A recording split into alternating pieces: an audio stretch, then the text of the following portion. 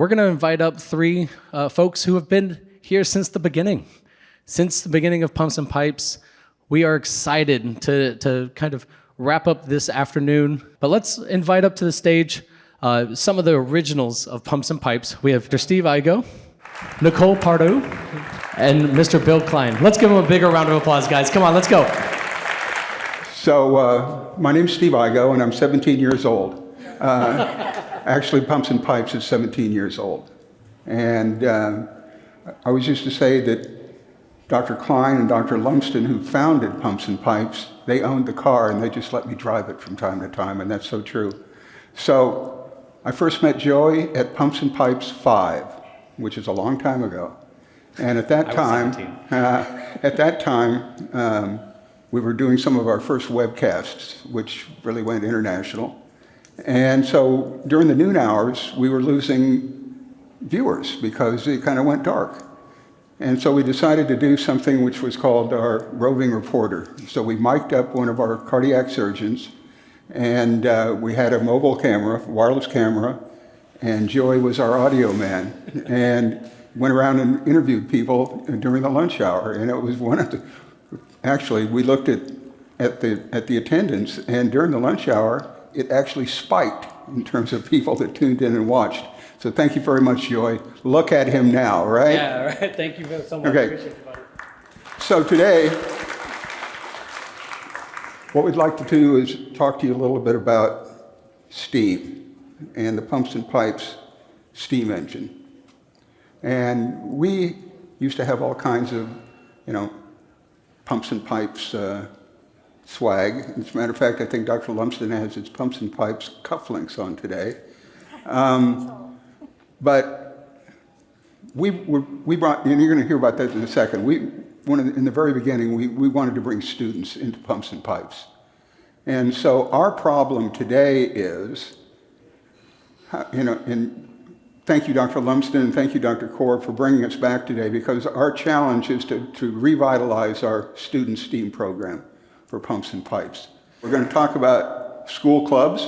We're going to talk about challenges, and we're going to talk about what we used to call the lunch and learns, which we're going to pick up again. Pumps and Pipes, it's been called a society of curious people. All of us here in this room today are curious. That's why you probably showed up today. As a matter of fact, I think this is really a great crowd for a Monday.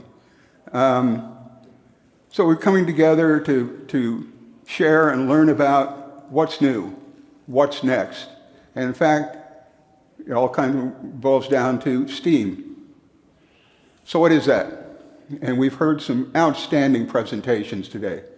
We've heard about scientific discoveries, technology breakthroughs, engineering marvels, artistic creativity. I mean, there have been so many just outstanding presentations today.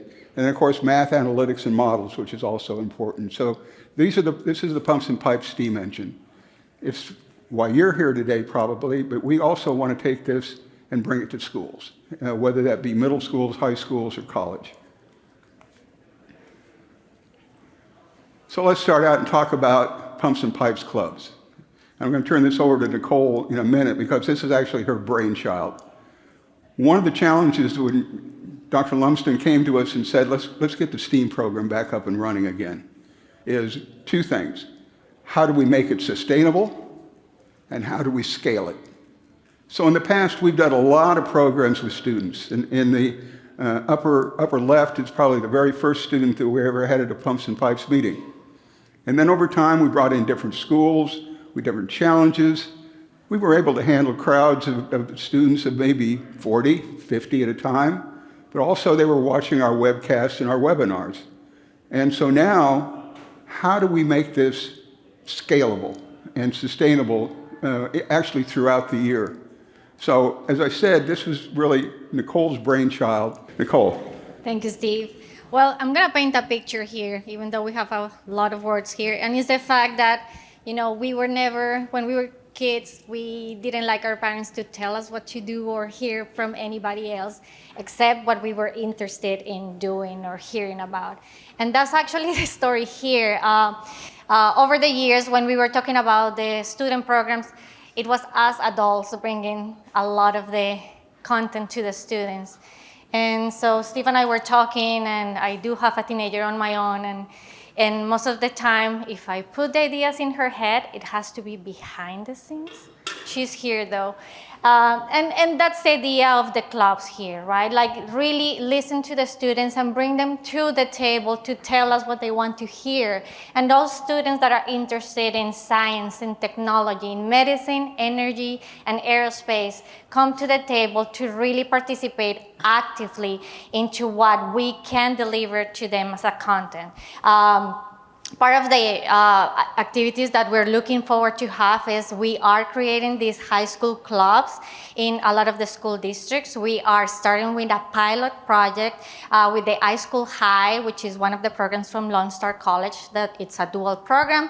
We're starting this year with them, and we're expanding to a lot more school districts through the workforce. Steve is going to talk more about it. And the idea is that these clubs will bring students from the different cities and will allow us to have a committee of students that will come to the table, will let us know what they want to hear, and those ideas will become the Launch and Learn activities that Steve is going to talk about later. Also, because sometimes students don't want to do it just because, we said, well, what would incentivize these students to come to the table? Well, a lot of the students need volunteer hours. So there you go, come to the club, learn a lot about science, technology, and get some hours. And for those senior students that participate over the years, we're hoping this is a sustainable activity that has a lot of years to come. They will get a letter, just saying, hey, participation here was important, and you got to go through a lot of the activities through hopefully Methodist and Mighty and here at the Ion, and they will participate in the challenges too, which Dr. Kline is going to talk about. So those are the activities that will come into the letter. A couple of things there. We've talked to some people in attendance here today that have links into schools. And what we're going to do, probably everybody here, is we have your email address. And so after the event today, we're going to send out an announcement regarding the Pumps and Pipes clubs. You can share it with your children, or if you know teachers to share it with. We're also looking for mentors, and those can be college students, or they can be those of you in the audience. And so Bill will talk about that in just a few minutes. But we think that the clubs are really a way to bring Pumps and Pipes more directly into the schools and let the students directly participate in how we plan their programs and go forward. So the next thing we want to talk about are the challenges. And we've done these before, and they've been, number one, a lot of fun, but also it's been educational, and we learned a lot from it. And so these were held, and if you look at the dates, this was actually at the very start of the pandemic. And we had these two challenges initially at the original Ion, which was downtown. And it was a wide open area, not quite as wide open as this, but it was a lot of fun. And there were two challenges, one called the Chem Car Challenge, and the second is the Trebuchet Challenge, which is basically a catapult. We had multiple schools, 4 students per team, and they competed. They raced the car, which was on a course, and too bad, we probably could have run that course today, Bill, and we have a blue line at one end and a blue line at the other, and what they would do is, it was a chemistry problem of calculating how to move that car from the starting point to the finish line and get that car to stop at the finish line. It was all based on chemical reaction. The trebuchet was more of a physics problem in being able to catapult an object for the longest distance, the straightest distance. So they started out with parts, and they built them, and they competed, and I think Dr. Lemston showed some video today of how excited those students were. What we hope to do this year with this, and we'll do this because we kind of have to schedule this for the end of the year, and Bill will talk about that in a second, but we really want to bring in not only the team members, but also the other students from the school and even their parents to root them on. We think it'll be a lot of fun. So with that, going forward, this is kind of what we think we're going to be looking at. Bill? Yeah, I'm Bill Kline. As Steve said, I've been here from the beginning. And if you do not believe that, you saw my picture up there and you see my hair right now. And that's where I am today. The older I get, the more I start thinking like high school students. And it is a good way to think. I'm looking at you all here. You are not the future, you are the present. And so are those students. As you know, every aspect of our society is in a cusp, and we are moving forward, and we are moving forward in a much different way than we were before. And I want to be involved in those students and help them advance us and get us right there. The best line I heard today, I think was an old line, is discovery is a metaphor, or the fastest way to discovery is metaphor. It's analogy. It's like this. It is this. The way we train students to take advantage of that critical path is to help them understand metaphor. And when you're 17 years old or younger, you need the basics for metaphor. So what these challenges are to introduce students to the great thinking of the past. We talked to them about Galileo and Galileo's brilliant deduction of the gravitational constant. We talk about Daniel Bernoulli, everything from flying planes to diving baseballs. And we get them to think that way. The other kind of aphorism that I live by is that psychologists say we are most happy and we are most fulfilled when we are approaching great challenges with all of you are, and most importantly, and we are doing it together.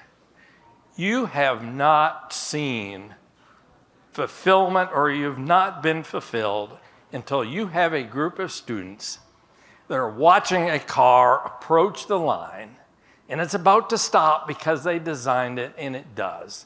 And it stops right on the line. If you look at those students and you look at how high they leap, it reminds me of the baseball players that just won the World Series. You know, they're making $30 million a year and they're piling all over each other.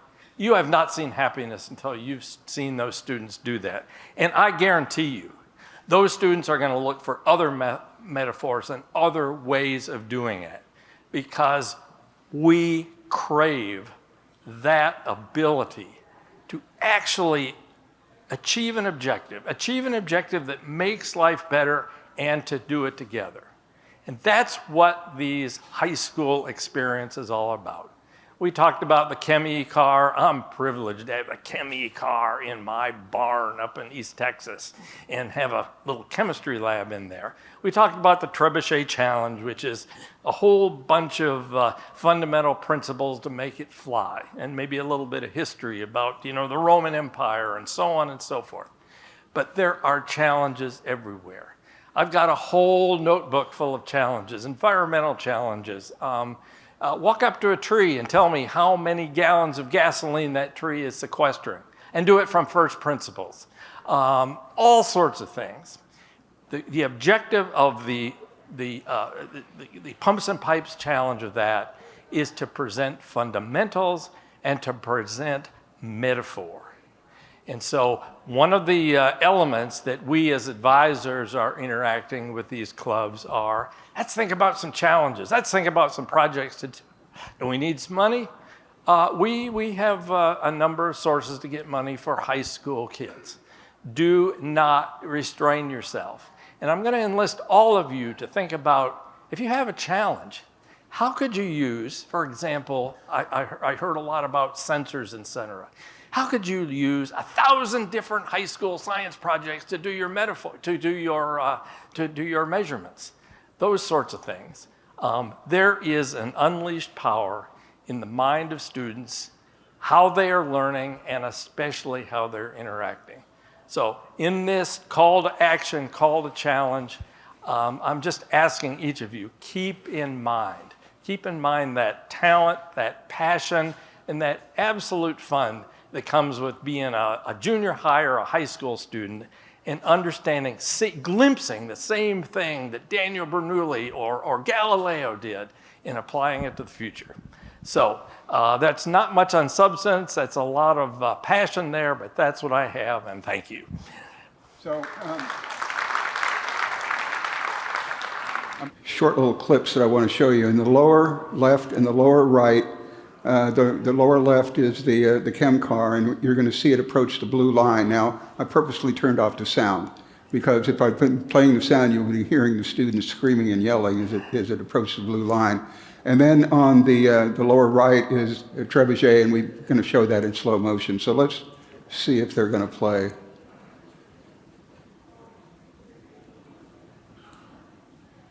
So both of these challenges were a lot of fun. And if you are a company, you work for a company, you want to slap your company logo on a chem car, come and talk to us about that. We would love to have that happen. We're going to find a way to fund this. Each club that gets accepted for this are going to build their own car. They're going to race their own car. And so if you have a company that wants to slap your logo on in a company car, come see Bill or I, or Nicole, and we really want to do that. So let's move ahead.